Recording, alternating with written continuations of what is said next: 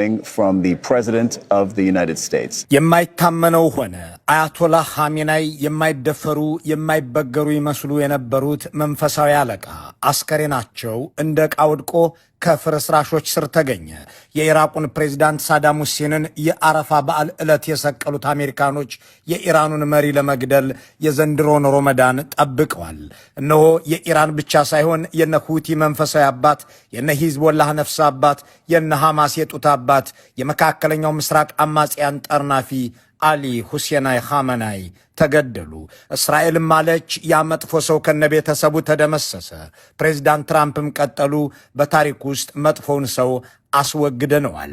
መገናኛ ብዙሃን አከሉ፣ 40 ከፍተኛ የኢራን ባለስልጣናት ተገድለዋል። የ89 ዓመቱ አዛውንት ተገደሉ የሚለውን ዜና ዋሽንግተንና ቴል አቪቭ ሲያውጁት በመካከለኛው ምስራቅ የተፈጠረው መናወጽ አቅሉን ስቷል። ከባህሬን እስከ ዱባይ ከጆርዳን እስከ ኩዌት የኢራን ሮኬቶች ዘንቦባቸዋል።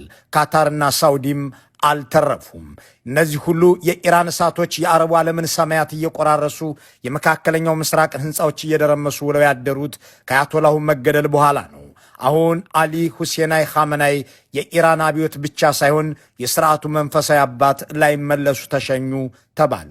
እስራኤልና አሜሪካ የኢራንን የኒውክለር ጣቢያ አወደምኑ ካሉ ቴልአቪቭ ቴህራን ድረስ መኝታ ቤታቸውም ውስጥ ገብቼ ከጦር ኤታማዦር ሹም እስከ ጄኔራሎች ገደልኩ፣ ተልእኮዬም ተጠናቀቀ ካለች፣ ዋሽንግተን የኢራንን የተራራ ስር የኒውክለር ጣቢያ ለመምታት ተተኩሶ የማያውቀውን ቦምቤን ተጠቀምሁ እናም ኢላማዬ በትክክል መጥቷል ካለች ዓመትም አልሞላቸው። ይህ ሁሉ ሲሆን አያቶላህ ኻሜናይ ተርፈው ነበር። ቅርንጫፎቹ እንደተመለመለበት ዛፍ የሾሟቸው ሁሉ ተገድለው ቀብተው ያስቀመጧቸው ጄኔራሎች ሁሉ በተኙበት ቀርተው እሳቸው ግን አንዳችም ጉዳት ሳይደርስባቸው ተርፈው ነበር። አምና ያ ሁሉ ጥቃት በኢራን ሲፈጸም የተረፉት አያቶላሁ የተፈቀደላቸው ተጨማሪ ዕድሜ 9 ወር ገደማ ነበር። ያለፉትን 9 ወራት የኖሩት በአሜሪካና እስራኤል ቸርነት ነበር እንደማለት። አምና እነ ዶናልድ ትራምፕ ይናገሩት የነበረው አያቶላሁ የተደበቀበትን እናውቃለን፣ ልንገድለው ስላልፈለግን ፈቅደን ትተነዋል በማለት ነበር። በዚህኛው ዙር ግን ያንን መጥፎ ሰው ገደልነው።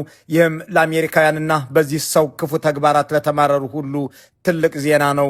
ኢራናውያን ሆይ የራሳችሁን መንግስትና የሚገባችሁን ክብር ለመጎናጸፍ እድሉን ተጠቀሙበት ሲሉ ጥሪ አቅርበዋል።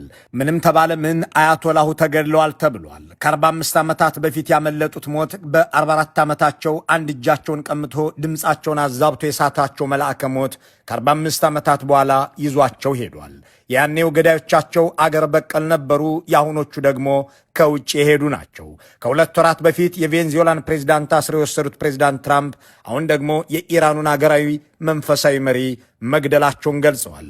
ጥያቄው ከዚህ በኋላ ነው። በእርግጥ የአያቶላሁን መገደል መዘዝ አለው ወይስ እረፍት ነው? ለኢራንም ሆነ ለመካከለኛው ምስራቅ ትርጉሙ እንዴት ያለ ነው? በእርግጥ ወታደራዊ መሪን መፍጠር፣ ሳይንቲስትን መውለድ የሚያይቸግረው የኢራን ማህፀን እኒህን አያቶላህ የሚተካ ሰው ማግኘት ይቻለዋል ወይ? ደግሞስ አያቶላህ መሰየም ቀርቶ ኋላ ቀር ነው የሚባልለት ሃይማኖት አከል አገዛዝ ተወግዶ ዘመናዊ መስተዳድር ቢመሰረት ይቻላል የሚል ድምጾች ሰሚ ያላቸው ወይ? አያቶላሁ ኢራንን ያጎድሏታልን? እሳቸው ስለመሆኑ ማን ናቸው?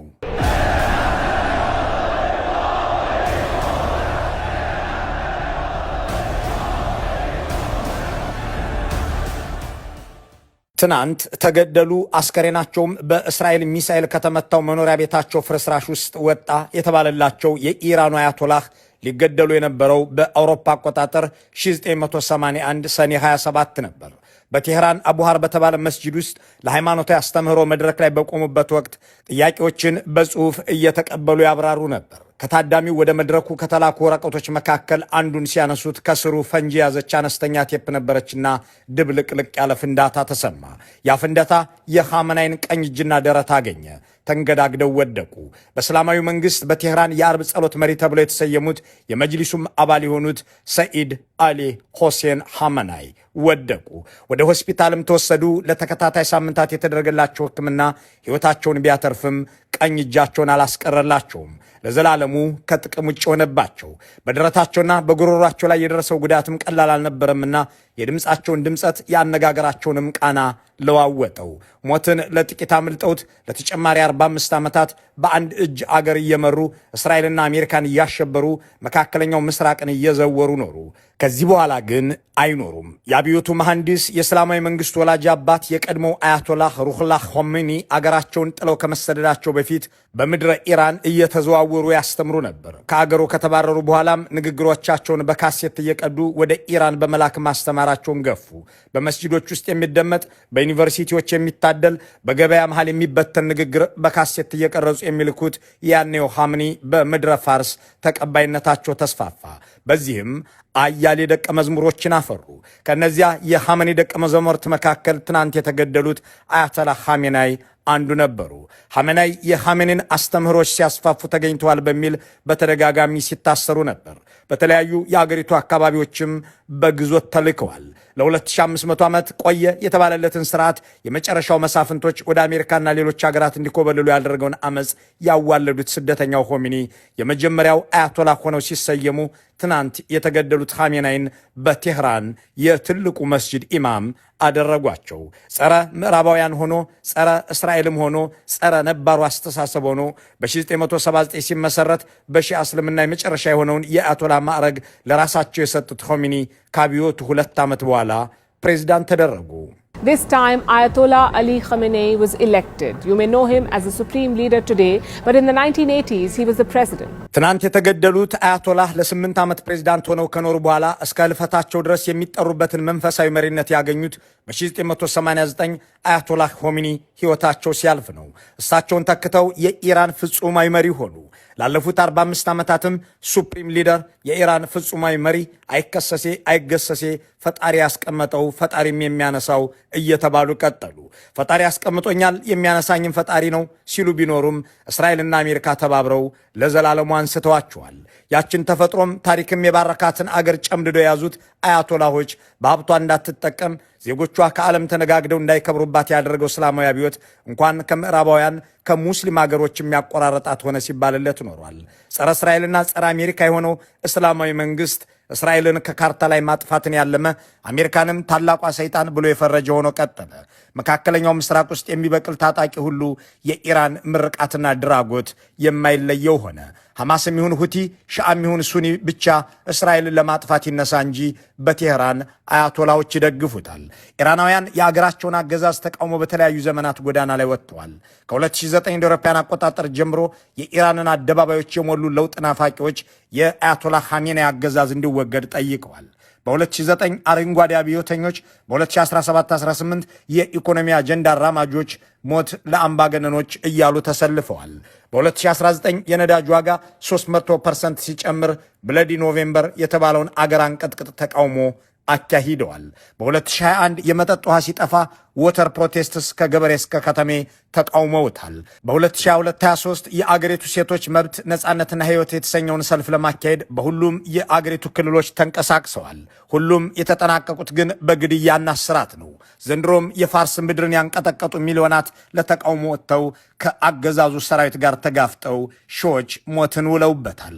በእነዚህ ሁሉ ዓመታት ግን አያቶላህ ኻሜናይ በአመፅ መንግስት የሚወድቅ የሚመስላቸው የዋሆች ይኖሩ ይሆናል እያሉ ያፌዙባቸው ነበር። Since 2009, he was more comfortable in suppressing the democratic movement in Iran.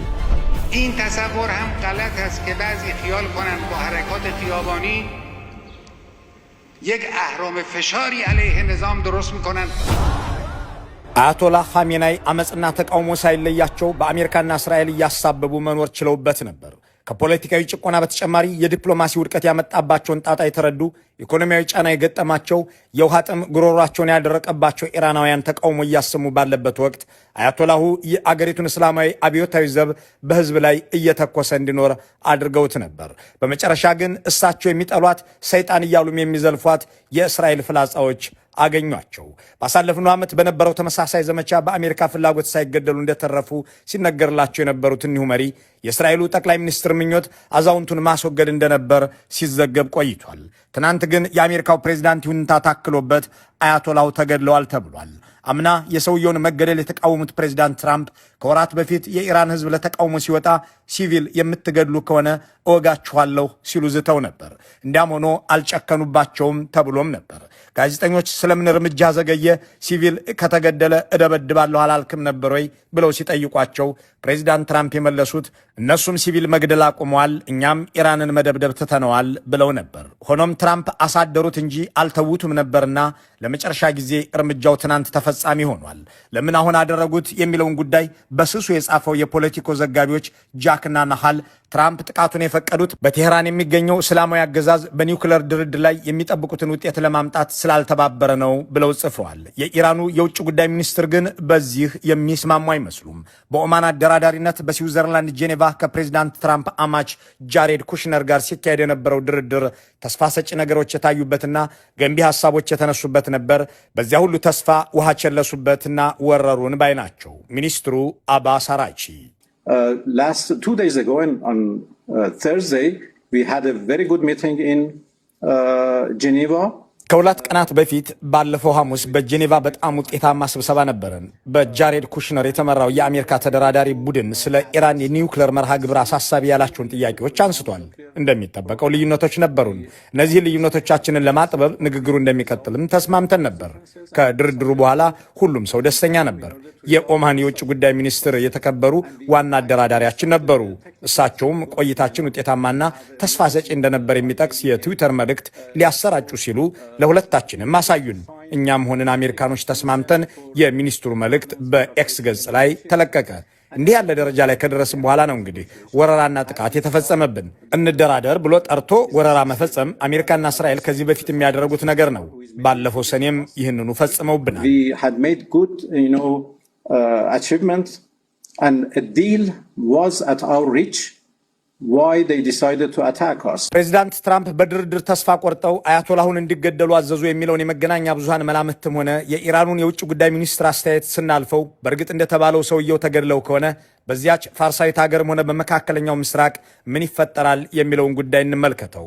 በርካቶች ብዙ እያሉበት ያለው ይህ ርዕስ የስልጣን ክፍተትና የተተኪው ጉዳይ፣ የወታደራዊ ኃይሎች ሚና ማየል፣ የህዝብ አመፅና የአገዛዝ ለውጥ ናፍቆት፣ የአካባቢው ኃይል ሚዛን መለወጥ፣ የጦርነት መቀጠል ወዘተ የሚሉ ሐሳቦች ይከተሉታል።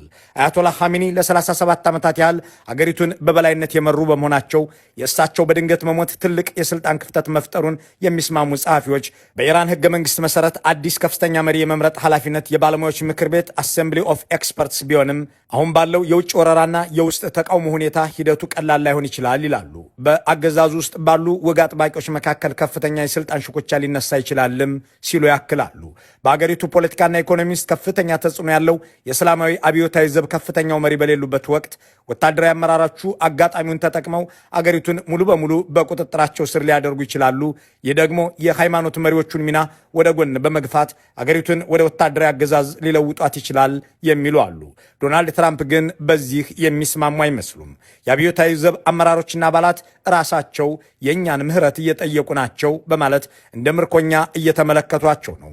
እናም አሁንም የኢራን ዕጣ ፈንታ ወሳኝ አሜሪካ እንጂ አብዮታዊ ዘብ አይደለም ባይ ናቸው።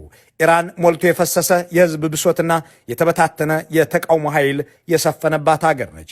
ያ ህዝባዊ ቅሬታ በድጋሚ ገንፍሎ ዘመናዊ የሲቪል አስተዳደር የሚመሰረትበት ስርዓት ሊፈጠር ይችላል የሚለው በአንድ ወገን ይነሳል።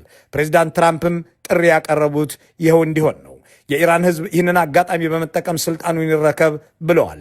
በሌላ ወገን ደግሞ መሪው መገደላቸው ለህዝቡ የነጻነት እድል ተደርጎ ሊወሰድ ስለሚችል መጠነ ሰፊ አመፅ ሊቀሰቀስና አገሪቱን ሌላኛዋ ኢራቅ ሊያደርጋት ይችላል የሚለውን የሚናገሩ ታዛቢዎች አሉ።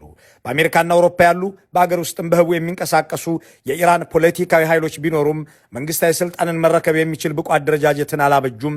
እናም የአያቶላሁ መገደል ሌላ ኢራቅን፣ ሌላ አይኤስን ይፈጥራል የሚለው ስጋት በአንድ በኩል ሲነሳ፣ ባሳለፍነው ጥር የታየውን ህዝባዊ አመፅ የመሩት የቀድሞ መንግስት ዝርያዎች ሚና ሊኖራቸው ይችላል የሚል ተስፋም አለ።